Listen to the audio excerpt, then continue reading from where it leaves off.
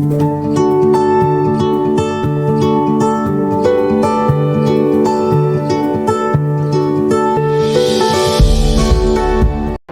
students, I am here again with you with the second video, and today we shall carry forward our topic of discussion,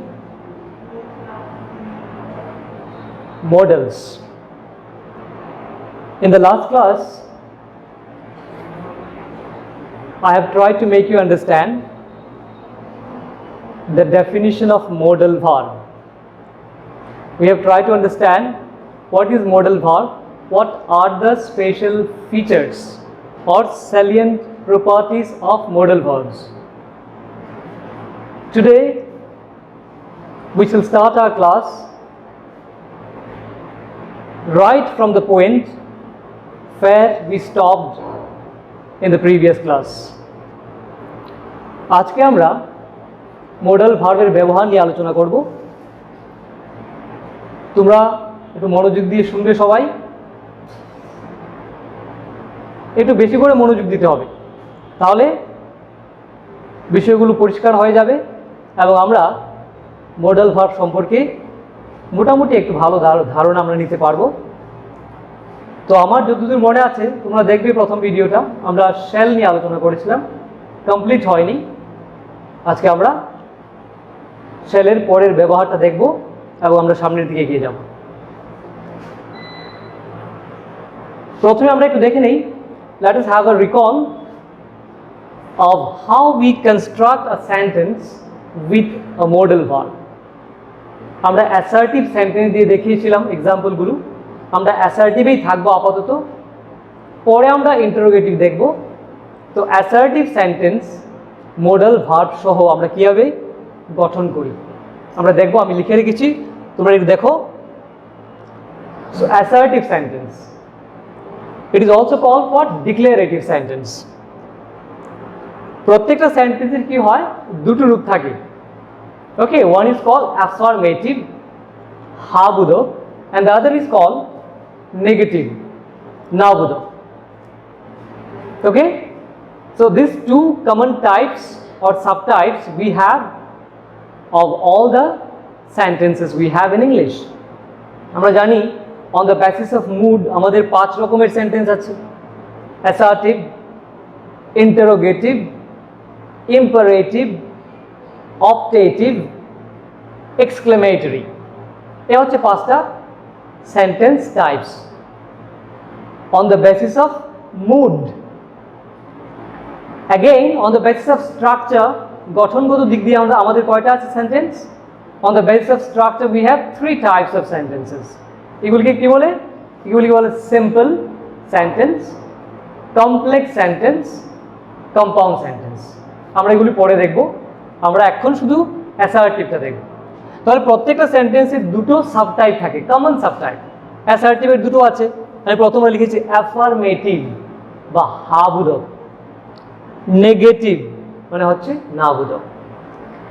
ঠিক ইন্টারোগেটিভের বেলাও এই দুটো subtype আছে, ইম্পারেটিভের বেলায় এই দুটো সাবটাইপ আছে, অপটেটিভ হোক, এক্সক্লেমেটরি হোক, প্রত্যেক সেন্টেন্সের বেলাতে এই দুটো কমন সাবটাইপ আছে। ঠিক আছে, তো আমরা শুধু অ্যাসার্টিভ দিয়ে মোডালের ব্যবহারটা শিখব। তো এই হচ্ছে আমাদের সেন্টেন্সের গঠন। This is how we construct, we make a sentence with modal verb. কি করে বানাই আমরা দেখে নিই একটু। অ্যাফার্মেটিভ হাবোধকটা হচ্ছে কি, প্রথমে আমরা বসাবো সাবজেক্ট বা কর্তা, তারপরে বসাবো modal ভার্বটা, modal verb, modal auxiliary, তারপরে বসাবো প্রিন্সিপাল ভার্ব। পিভি মানে হচ্ছে প্রিন্সিপাল ভার্ব বা মেইন ভার্ব, তার কিন্তু বিএফ, বিএফ মানে হচ্ছে বেস ফর্ম। আমি গতদিন বলেছিলাম বেস ফর্ম কি। সব সময় modal ভার্বের সাথে আমরা প্রিন্সিপাল ভার্বের বেস ফর্ম বা রুট ফর্ম ইউজ করব, এটাই নিয়ম। ঠিক আছে, সঙ্গে থাকবে অবজেক্ট। ঠিক আছে, অবজেক্ট থাকতে পারে, নাও থাকতে পারে, অবজেক্ট ছাড়াও আমাদের সেন্টেন্স হয়। সুতরাং অবজেক্টটা কোনো ম্যান্ডেটরি এলিমেন্ট না, মানে অবজেক্ট ছাড়া সেন্টেন্স হবে না এমনটা নয়। অবজেক্ট থাকতেও পারে, নাও থাকতে পারে। ঠিক আছে? অবজেক্ট মানে হচ্ছে কর্তা যেটা করছে সেটা হচ্ছে অবজেক্ট, ঠিক আছে? আমরা সহজ করে কি করে অবজেক্ট বার করি তোমরা জানো সবাই, আমি তো আবার একটু বলে দিচ্ছি। কোনো বাক্যের ক্রিয়ার উপরে আমরা যদি কি করি, কি বা কাকে দিয়ে প্রশ্ন করি, তাহলে অবজেক্টটা বেরিয়ে যায়, ঠিক আছে? তো অবজেক্ট থাকলে আমরা বলি কি, সেন্টেন্সের যে ভার্বটা আছে, ক্রিয়া, সেটাকে আমরা বলছি বাংলায় বলি সমাপিকা ক্রিয়া, ঠিক আছে? এটাকে ইংরেজিতে বলা হয় ট্রানজিটিভ ভার্ব। মানে সেন্টেন্সের ভার্বটা ট্রানজিটিভ হলেই অবজেক্ট থাকবে, আর যদি সমাপিকা না হয়, ঠিক আছে, অসমাপিকা বলি আমরা, ইনট্রানজিটিভ ভার্ব, তখন অবজেক্ট থাকবে না, ঠিক আছে? আমরা অবজেক্ট দিয়ে দেখবো। আর নেগেটিভের বেলায় কি হচ্ছে, একই গঠন থাকছে, okay, you have the same structure, only you have to put a negative word, একটা নেগেটিভ ওয়ার্ড বসিয়ে দিতে হবে। এখন আমরা কোন নেগেটিভ ওয়ার্ডটা ইউজ করি, মোস্ট কমন যেটা নট, NOT, সেটাকে ইউজ করি। আরও নেগেটিভ ওয়ার্ড আছে আমরা সবাই জানি, যেমন নো, নর, নেইদার, নেইদার নর ইত্যাদি, নেভার আছে। আমরা এগুলি পরে দেখব। আপাতত শুধু নট, যেটা খুব কমনলি ইউজ করি, সেটা দিয়ে আমরা নেগেটিভ সেন্টেন্স করব। তো পুরো সেন্টেন্স স্ট্রাকচারটা ঠিক থাকছে, মধ্যে শুধু একটা নেগেটিভ ওয়ার্ড বসে যাচ্ছে। কোথায় বসছে আমরা দেখি ভালো করে। Okay, you try to locate where the negative word is to be put. কোথায় বসাতে হবে, সাবজেক্ট আর মোডালের মধ্যে বসাতে হবে, তাহলে নেগেটিভ হয়ে যাবে, ব্যাস। তো এই হচ্ছে সেন্টেন্সের গঠন বা স্ট্রাকচার। আমরা এবার যাব শ্যাল। তো শ্যালের প্রথম ব্যবহারটা আমি আলোচনা করেছিলাম, আজকে দ্বিতীয় ব্যবহারটা দেখবো আমরা। Shall, SHAL, shall. এটা একটা very interesting and important use of shall model. এটা দিয়ে আমরা কি প্রকাশ করি, এটাকে বলা হয় অর্ডার অর কমান্ড। বাংলায় বললে আদেশ, নির্দেশ, ঠিক আছে? আদেশ বা নির্দেশ প্রকাশ করতে আমরা শ্যাল মডেল ভার্বটা ব্যবহার করি। এবং দেখবে আমরা বলেছিলাম কি, ফার্স্ট পারসন সিঙ্গুলার এবং ফার্স্ট পারসন প্লুরালের সঙ্গে শ্যালের ব্যবহার হয়, ঠিক আছে, প্রথাগতভাবে। কিন্তু এই ক্ষেত্রে যে কোনো পার্সনের সাথে, first person, second person, third person, যে কোনো পার্সনের সঙ্গে কিন্তু শ্যাল মডেলটা বসাতে হবে। আমার মুডটা কি, অ্যাটিটিউডটা হচ্ছে কমান্ড বা অর্ডার, ঠিক আছে? যেমন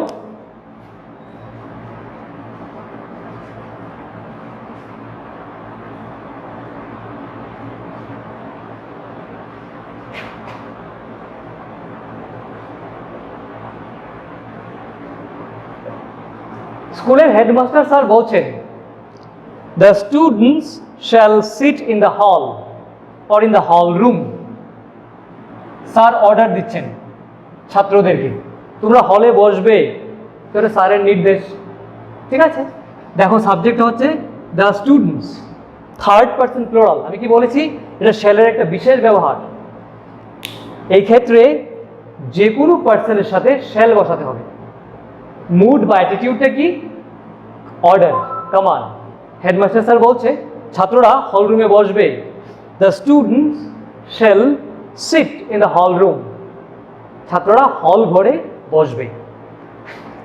দুবার শুরু থাকবে, আমাদের স্কুলে নোটিশ হয়, আমাদের স্যার নোটিশ করেন আগামীকাল স্কুল বন্ধ থাকবে। তো এটা একটা কি নির্দেশ, একটা কর্তৃপক্ষ থেকে একজন কি man of authority, man of power and dignity, এরকম একজন মানুষের কাছ থেকে, এমন একজন কর্তৃপক্ষের কাছ থেকে আর আদেশটা আসছে, নির্দেশটা আসছে। তো এরকমের আদেশ বা নির্দেশের ক্ষেত্রে আমরা একমাত্র শ্যাল মডেলটা ব্যবহার করব। যেমন স্যার বলছেন, স্যার নোটিশ দিচ্ছেন কালকে স্কুল বন্ধ থাকবে, ঠিক আছে? কি হবে এটা, কালকে, আগামীকাল স্কুল বন্ধ থাকবে। তাহলে আমরা কীভাবে লিখি, দ্য স্কুল, এই হচ্ছে সাবজেক্ট, দ্য স্কুল বিদ্যালয়, আমরা বলি shall, the school shall remain, the school shall remain closed, closed tomorrow, the school shall remain closed tomorrow, ঠিক আছে? তো এরকম আদেশ বা নির্দেশ, কেউ যদি তোমার ব্যক্তিগতভাবে আদেশ করে, okay, if a person makes an order individually, or if a man of authority gives an order, gives a command, okay, তখনও কিন্তু শ্যাল বসবে যে কোনো পার্সনের সাথে, I, we, you, he, she, অথবা যে কোনো third person singular number plural নাম্বারের সঙ্গে শ্যাল বসবে। এটা শ্যালের একটা বিশেষ ব্যবহার। ওকে, ফাইন। শ্যালের আরেকটা আমরা ব্যবহার দেখছি, এটা হলো 1 নাম্বার, আর এটা 2 নম্বর ব্যবহার। খুব ইম্পর্টেন্ট ব্যবহার, দেখো।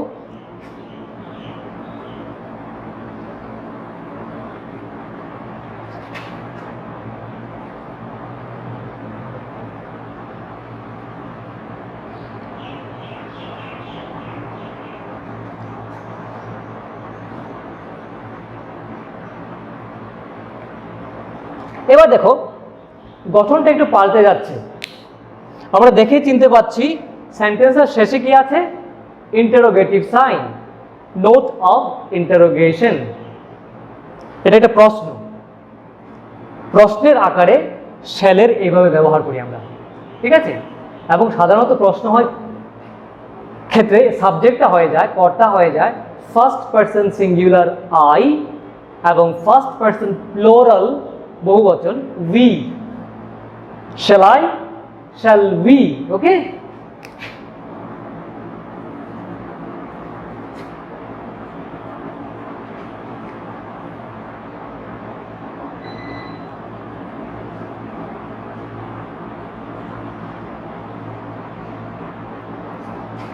তাহলে গঠনটা একটু পাল্টে যাচ্ছে। দেখো লক্ষ্য করে কি হচ্ছে গঠনটাতে। প্রথম মোডাল চলে এসছে, ঠিক আছে?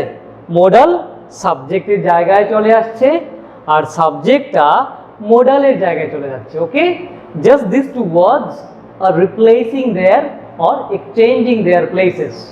ওকে, the subject and the modal are exchanging their places. Okay, this is the change happening, you know, nothing else. আর সব ঠিক আছে, শুধু মোডালটা সামনে আসবে, সাবজেক্টটা পরে চলে যাবে, ঠিক আছে? তো এই যে এই গঠনটাকে আমরা বলি ইন্টারোগেটিভ স্ট্রাকচার বা প্রশ্নবোধক বাক্য। প্রশ্ন হয়ে যায়, গঠনটাকে এভাবে চেঞ্জ করলে এটা প্রশ্ন হয়ে যায়। তো এই প্রশ্ন আমরা কেন বানাই, কি উদ্দেশ্য, কি মুড প্রকাশ করি, কি অর্থ প্রকাশ করি, কি অ্যাটিটিউড প্রকাশ করি? অ্যাটিটিউড হচ্ছে আমরা যার সঙ্গে কথা বলছি, ঠিক আছে, ওনার মনের ইচ্ছা আমরা জানতে চাই। Okay, through such questions we want to know the intention, the will, the wish of the person we are talking to, the person addressed. যে লোকের সঙ্গে কথা বলছি আমরা, সেই লোকের মনের অবস্থা কি, উনি কি বলতে চাইছেন, ঠিক আছে, বা উনি কি আমাদের দেবেন, রেসপন্স দেবেন, তার মনের অবস্থাটা আমরা জানতে চেষ্টা করি এই ধরনের প্রশ্নটি। Shall I help you to do this? আমি কি আপনাকে এই কাজটা করতে সাহায্য করব? আমি কি আপনাকে এই কাজটা করতে সাহায্য করব? Shall I help you to do this? ঠিক আছে, পরেরটা, shall we go there with you? Shall we go there with you? আমরা কি আপনার সাথে ওইখানে যাব? আমরা কি আপনার সাথে ওইখানে যাব? ঠিক আছে, এই প্রশ্ন করছি। এই প্রশ্নটা করে ওরা জানতে চাইছি যার সঙ্গে কথা বলছি ওনার কি মনের অবস্থা, উনি কি রেসপন্স আমাদেরকে দেন। ঠিক আছে, তো এই হচ্ছে এই ব্যবহারটা কিন্তু খুব ইম্পর্টেন্ট শ্যালের, এটা ভালো করে দেখবে। এটা ইন্টারোগেটিভ স্ট্রাকচারে হয়, আর এগুলো আমরা আলোচনা করেছি। আমরা পরে চলে যাব উইল, WILL। একটু ভালো করে সবাই দেখবে, না হলে কিন্তু মডেলের ব্যবহার নিয়ে কনফিউশন হয়ে যায়, অনেকের মধ্যেই কনফিউশন হয়। এই কনফিউশন যেন না হয় এই জন্য একটু ভালো করে দেখবে এবং স্ট্রাকচারগুলো লিখে নেবে। তাহলে আমরা পরের মডেলে যাচ্ছি, উইল। এই উইলটাকে আমরা কিভাবে ব্যবহার করি আমরা দেখব। এক নাম্বার হচ্ছে ফিউচার ইনডেফিনিট।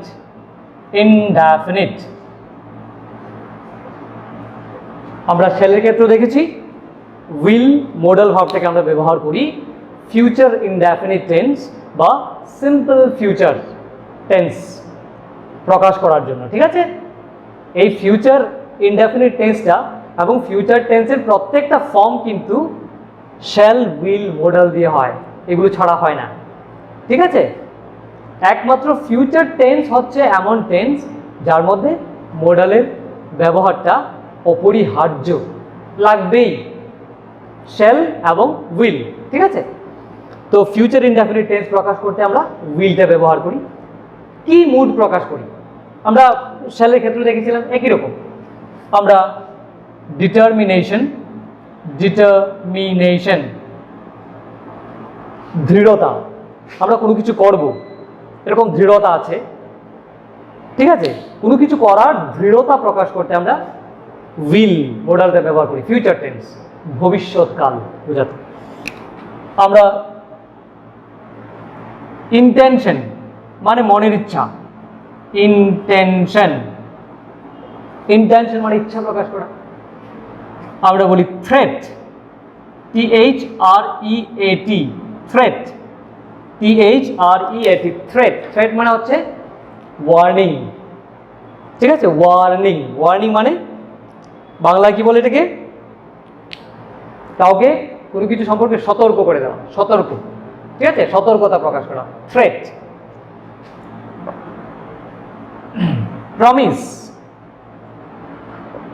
প্রমিস মানে প্রতিশ্রুতি, ঠিক আছে? আমরা কাউকে কোন কথা দিয়েছি এটা করব, ঠিক আছে? কারোর দেওয়া কথা অনুসারে একটা কাজ হবার কথা ভবিষ্যৎকালে, promise. So these are the common attitudes, common moods, okay, or common meanings that we try to convey through future indefinite tense with the use of will model দিয়ে আমরা এই জিনিসগুলো প্রকাশ করি। শ্যালের ক্ষেত্রেও তাই, ঠিক আছে? শুধু আমি বলেছিলাম যে shall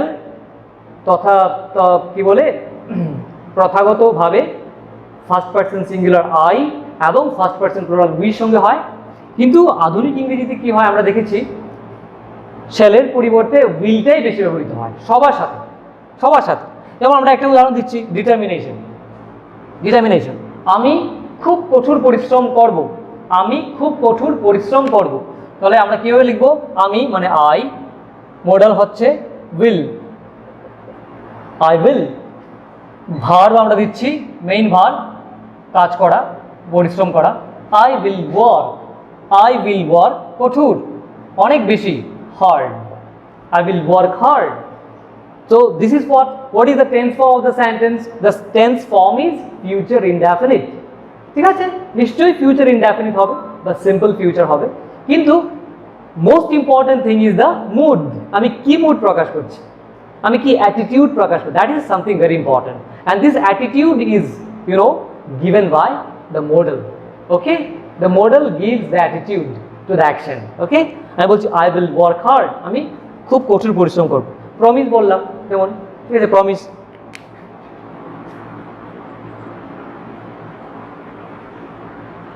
he will keep his words, সে তার কথা রাখবে, সে তার প্রতিশ্রুতি রাখবে। He will keep his words, ঠিক আছে?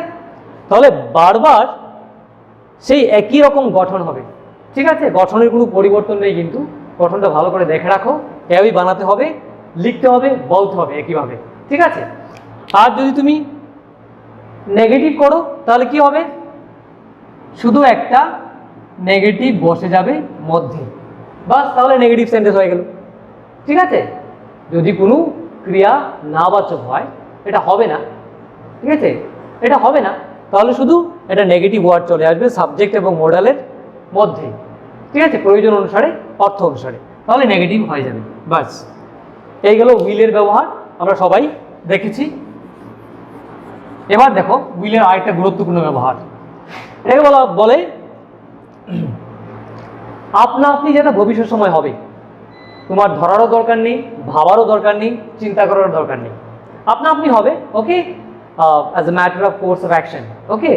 In course of time, automatically, usually, আপনা আপনি স্বাভাবিকভাবেই যে কাজটা হবে, যেটার মধ্যে আমাদের কোনো হাত নেই, এমন ক্রিয়ার ক্ষেত্রে আমরা উইল ব্যবহার করি। যেমন তুমি বলতে চাইছো আমার আগামী মাসে 15 বছর বয়স হবে। আগামী মাসে আমার বয়স হবে 15, ঠিক আছে? তারপর সেন্টেন্সটা বানাই, উইল দিয়ে হবে, ঠিক আছে? কি করে হবে? এটা বলে ইউজুয়াল অ্যাকশন, ইউজুয়াল অ্যাকশন, ঠিক আছে? ভবিষ্যতের ইউজুয়াল বা স্বাভাবিক ক্রিয়া বোঝাতে গেলে আমরা উইল ব্যবহার করব। যেমন আমি বললাম আগামী মাসে আমার বয়স হবে 15, ঠিক আছে? ওই দেখো এর দিয়ে শুরু করছি। সেন্টেন্সের সাবজেক্ট হচ্ছে আমি, আই উইল, এই যে মডেল আই উইল, ঠিক আছে? হওয়া, আমার বয়স হবে, বি, আই উইল বি, কত হবে বয়স? 15, I will be 15, I will be 15, আগামী মাসে, in the next month, in the next month, bus, I will be 15 in the next month. এখানে কিন্তু উইল দিতে হবে, উইল মডেলটাকে ব্যবহার করতে হবে, অন্য মডেল দিলে কিন্তু চলবে না।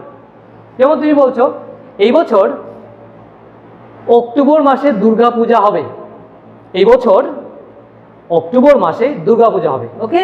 তাহলে কি হবে? আমরা লিখবো একই রকমের sentence, usual action, Durga Puja, Durga Puja, Durga Puja will be in the Durga Puja will be in October, Durga Puja will be in October, এই বছর মানে চলছে বছর, this year, this year, bus, Durga Puja will be in October this year। পঞ্জিকায় আছে, আমরা পঞ্জিকা দেখি, October মাসে দুর্গা পূজা পড়ছে, কোনো বছর সেপ্টেম্বর মাসে পড়ে, তো এবার পঞ্জিকার তারিখ অনুসারে অক্টোবর মাসে পড়েছে, তো আগামী তোমার অক্টোবর মাসে হবে পূজা। এখানে উইল মডেলকে আমরা প্রকাশ করব, ঠিক আছে?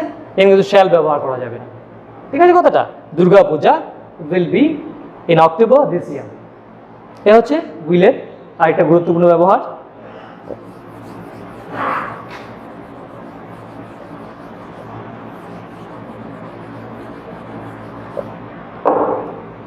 আরো দুটো স্পেশাল ব্যবহার আমরা দেখব উইলের, উইল মডেল বানানো। আমি বলেছিলাম model is a bit difficult because a single model expresses divergent meanings.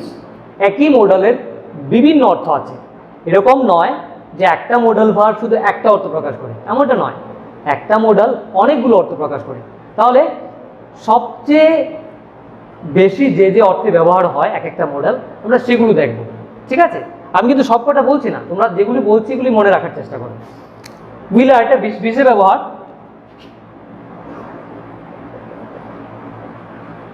মনে রাখবে এই প্রশ্নগুলো সব সময় সেকেন্ড পার্সন দিয়ে হয়, উইল ইউ, ঠিক আছে? দেখতে পাচ্ছ আবার গঠনটা একটু চেঞ্জ হয়ে গেল, মডেল ভার্ব সামনে চলে এসেছে, সাবজেক্ট পড়ে গেছে, ঠিক আছে? এবং সাবজেক্ট সবসময় কি সেকেন্ড পার্সন, সিঙ্গুলার একবচন और प्लुराल बहुवचन, ইউ, উইল ইউ দিয়ে প্রকাশ করেন। Will you close the gate, তুমি কি গেটটা বন্ধ করবে? এই যে প্রশ্নটা আমি বললাম will you close the gate, এই প্রশ্নের মধ্যে একটা অর্থ লুকিয়ে আছে। অর্থটা কি? যখন আমরা উইল ইউ দিয়ে প্রশ্ন করি, উইল ইউ সবসময় উইল ইউ মানে হচ্ছে তুমি যার সঙ্গে কথা বলছো, যার সঙ্গে তোমার বাক্যালাপ হচ্ছে, okay, the person you are talking to, the person who is being addressed by you, okay? তুমি ওনাকে কমান্ড করছো, অর্থটা কি, মুডটা কি, কমান্ড বা অর্ডার আমরা বলতে পারি, ঠিক আছে? এটা দিয়ে আমরা কি প্রকাশ করি? Order. So this is the mood. এটা কিন্তু নিছক একটা প্রশ্ন নয়, মনে রাখবে মডেল ভার্বটা তার মধ্যে একটা নতুন অর্থ যোগ করে দিচ্ছে, সেটাই তো মডেল ভার্বের বিশেষত্ব, যা শুধু একটা প্রশ্ন নয়, ঠিক আছে? You are not asking this question just to know an answer from the person you are talking to. যে লোকটার সঙ্গে তুমি কথা বলছো, এরকম একটা প্রশ্নের মাধ্যমে তুমি তার কাছ থেকে কোনো অ্যান্সার জানতে চাইছো না, কিন্তু শুধু তুমি তাকে কমান্ড করছো, বলছো সে গেটটা বন্ধ করবে কিনা। Will you close the gate, okay? Will you close the gate, তাহলে সবসময় প্রশ্ন হবে উইল ইউ দিয়ে, ঠিক আছে? মোডাল ভার্ব আগে চলে আসবে, সাবজেক্ট পরে যাবে, ঠিক আছে? তারপরে মেইন ভার্ব আসবে, অবজেক্ট আসবে, এগুলো থাকবে। শুধু এই দুটো জিনিস তাদের জায়গা পরিবর্তন করবে, ঠিক আছে? স্ট্রাকচারটা হয়ে যাবে interrogative sentence, question mark, mood হচ্ছে কমান্ড, অর্ডার। বোঝা গেল? ফাইন। আমরা আরেকটা দেখছি, ঠিক একই রকম, will plus you plus please. এবার এই একই রকমের গঠন, একই রকমের বাক্য, প্রশ্নবোধক দেখতে পাচ্ছি আমরা। এটার মধ্যে যদি একটা প্লিজ শব্দ লাগিয়ে দিই, প্লিজ, তাহলে দেখো তার মুডের পরিবর্তন হয়ে যাচ্ছে। এবার যখন আমরা এই একই প্রশ্ন প্লিজ লাগিয়ে করব, এবার সে হয়ে গেল কি, কমান্ড থেকে সে চলে আসে কি, রিকোয়েস্ট। রিকোয়েস্ট হচ্ছে, তাহলে দেখো কত পরিবর্তন। কই একটা হচ্ছে অর্ডার, আদেশ করা, আর কোথায় হয়ে যাচ্ছে, রিকোয়েস্ট বা অনুরোধ করা। এবার তুমি বলছো will you give me 5 rupees please? will you give me 5 rupees please? ঠিক আছে, একই রকমের প্রশ্ন, এটা নতুন শব্দ এসছে প্লিজ। প্লিজ শব্দের আমরা শেষে বসাতে পারি, ঠিক আছে? অথবা এখানে বসাতে পারি, এই দুটো জায়গায় সবচেয়ে সুন্দর হয়, হয় একদম শেষে অথবা সাবজেক্টের পরে। এখানে বসানো যাবে না কিন্তু, প্লিজ উইল ইউ আমরা এইভাবে বলি না, কখনো তোমরা এটা করবে না, ঠিক আছে? এই ধরনের বাক্যের বেলায় হয় সাবজেক্টের পরে বসাও, সবচেয়ে সুন্দর হচ্ছে একেবারে শেষে বসাও কমা দিয়ে। Will you give me 5 rupees please? আমাকে কি 5টি টাকা দেবেন? শুধু প্রশ্ন নয়, তুমি অনুরোধ করছো। বোঝা গেল?